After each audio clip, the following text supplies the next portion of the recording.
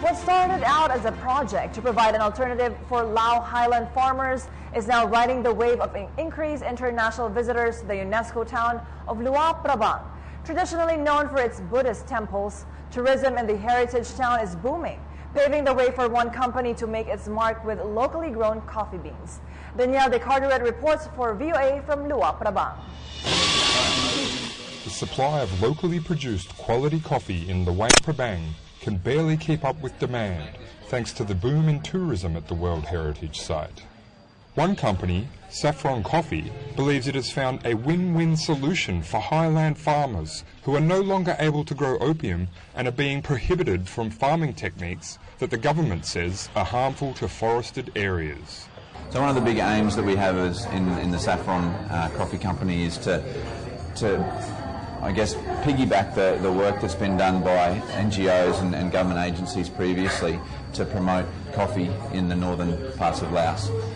One of the difficulties with those programs is that there's no market provided for that coffee, and that's what Saffron's aiming to do.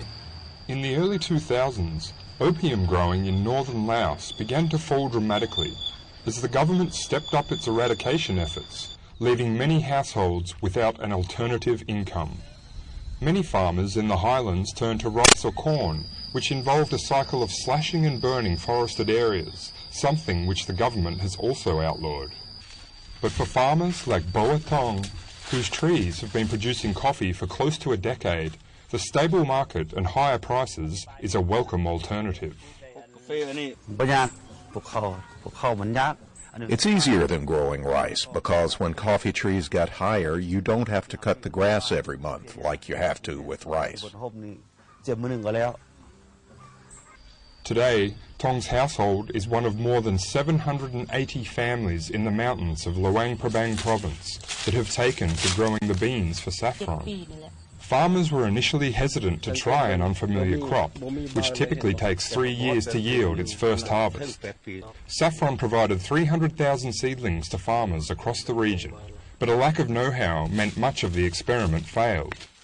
When we gave the plants to the villagers, they just put the plants wherever they wanted them to grow. They didn't put them in the right place, though, so the plants died.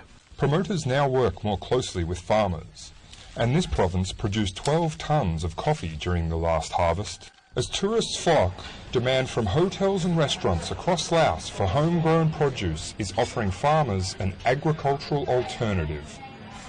Once known as an opium-producing member of the Golden Triangle, today many farmers in this part of Laos are seeking a reputation for quality coffee. Ako po si Cathy San Gabriel. Subscribe na sa PTV YouTube channel. I-click lang po ang subscribe button.